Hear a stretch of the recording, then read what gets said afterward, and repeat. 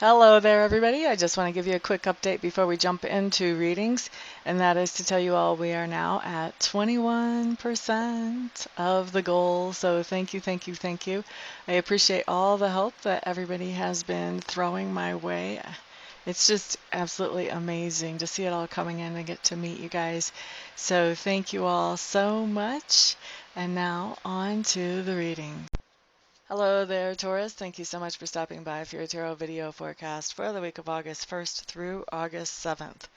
What we have coming up for you on Monday is we have the Nine of Swords showing up in reverse. Nine of Swords in reverse just means that you did have a situation that had you kind of obsessing. You were so worried about it. You had a hard time focusing on anything else or accomplishing even everyday tasks were a little bit of a challenge because you were so distracted by whatever this was.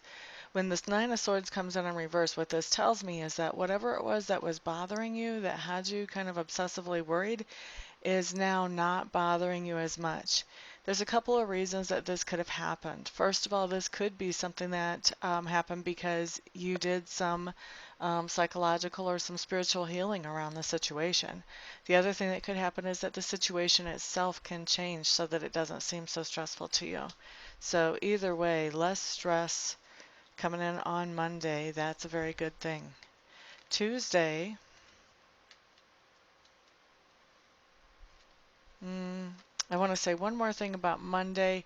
Monday, I think also for some of you who haven't been sleeping as well, you might find that you're starting to sleep a little bit better as well. So now Tuesday, what you have showing up is the Six of Coins. Six of Coins is telling me that you are going to be asking somebody for some kind of help. This can be asking for a home loan, a car loan, whatever.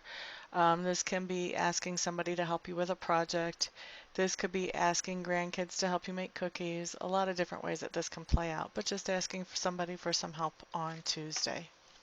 Wednesday, Taurus. What you guys have coming up here is the Ten of Swords. The Ten of Swords is the end of a trying situation, the end of what may have even felt like a battle. So,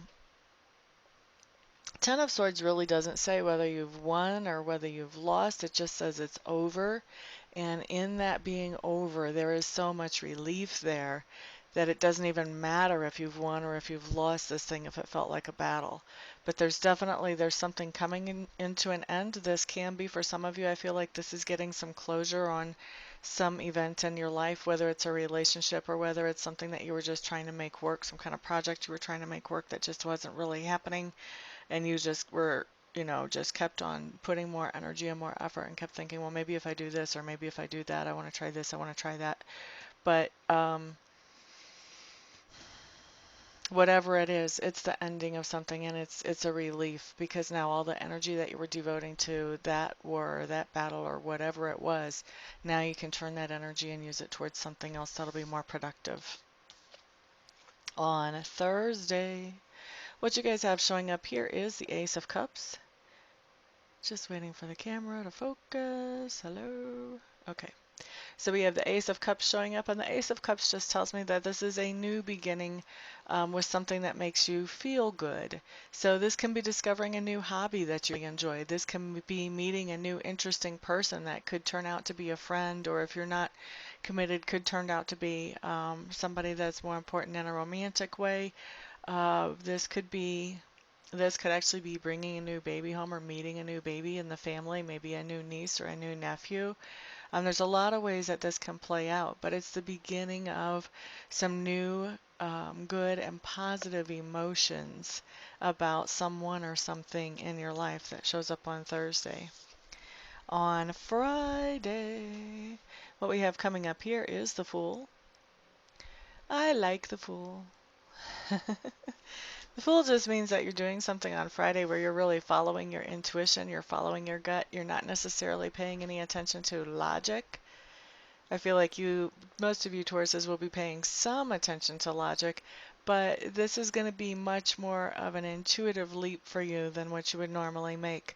And I love to see the Fool come in because when we make those kind of intuitive leaps, when we follow those influences that come in from sacred spirit or come in from our own higher being, our own higher self, what we're really doing is we are following, that universal idea of what is best for us.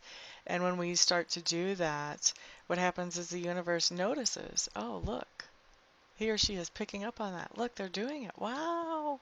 Because, we live in a time when everything can be so logical that we completely ignore any intuition. So whenever we do this, it's noticed. And as it's noticed, then the universe pretty much just has our backs. As long as we keep paying to our intuition, it's almost like we can't make a wrong step. So really important once you start that journey to stay tuned into that intuition and to keep going in that way because the universe honors that. Let's look at Saturday. Saturday, you've got the Wheel of Fortune in reverse. Wheel of Fortune in reverse, unfortunately, in this deck, has come to me not feeling totally, completely well. This is like my only medical card that ever comes in and just blasts at me. And I've got one, two, three, four decks that I actively use. And out of the four decks, this is the only card. So out of 78 times 4, this is the only one that shows up as medical. Um, Typically, yeah, I don't see this as being anything really huge. Generally, when it shows up, it's not huge. It's just kind of an unfortunate type of thing. Usually, this shows up as food poisoning or a flu bug or something that, we really don't have that much control over. It's not something where, we're told, if you don't eat right, then you're setting yourself up for diabetes or something like that. This is something that is much more random than that. I mean, it can just be as a result of having preschoolers around who have touched other preschoolers and transferred germs as to, why you can get this type of thing whenever this comes up, Wheel of Fortune in reverse. So generally I see this as a stomach bug. For some of you, I feel like it's going to be a headache that you're having a hard time shaking on Saturday. But for most of you, I think it's going to be more of a stomach bug type of thing. Either food poisoning or a stomach bug, just very short-lived. Okay, so let's look at Sunday. Sunday. King of Coins showing up in reverse. Somebody's going to be trying to shake you down for money, honey. Okay, so somebody's just going to be coming to you requesting money. Typically, when I see this card, whenever they're requesting money, it just means that they are requesting money in such a way that they're giving you part of the story about what the money is going for, but they're not giving you the whole real scoop. Because they know if you knew the whole real scoop, you wouldn't agree. Very simple as that. And so they're giving you the part that you will agree with, and then they're going and doing whatever they want once you give them your money. Or could be other resources as well. Usually I see it as money. They could be borrowing tools, who knows. But definitely trying to shake you down for something, not being honest about what they're actually doing with whatever it is that they want you to give them or loan them or whatever that might be. So just be aware on Sunday. Be aware of what's going on. Be aware if something doesn't seem right when somebody's talking to you. If you just feel like, that doesn't really completely jive, or it doesn't really feel right when I hear them say that. There's like a little alarm bell going off inside. Pay attention to that. Pay attention to that. It doesn't mean that you have to be really mean or hateful, if you have something like that going on, but you can very politely decline to help, or you can maybe change the terms of it. So, if somebody tells you, I need some money so that I can buy this power tool so that I can go do this job to help somebody else out, then instead of giving them the money to buy the power tool, maybe you go to Home Depot with them and you buy the power tool and give them the power tool. That way you know what's really going on with your money. And then on the other hand, if you're not that worried about it, if you know that you're not worried about what happens with the money once you hand it to them, if you're not, I mean, a lot of people kind of are, because whenever you give money or loan money to somebody, karma goes along with wherever that money goes. So usually people, I would think, people are. But, if you're not worried about whatever happens to that money, then no big deal. It's not like you have to change anything or decline anything or whatever. You can just let it flow. Just be aware that things may not be exactly as they seem when somebody asks you for money or for other resources on Sunday. So anyway, Taurus, that is your week. Thank you so much, everybody, for stopping by, for hanging out, liking, sharing, subscribing, and commenting. I do appreciate all of your support. Everyone have an absolutely fantastic week, and I'll see you back here the next time. Peace out.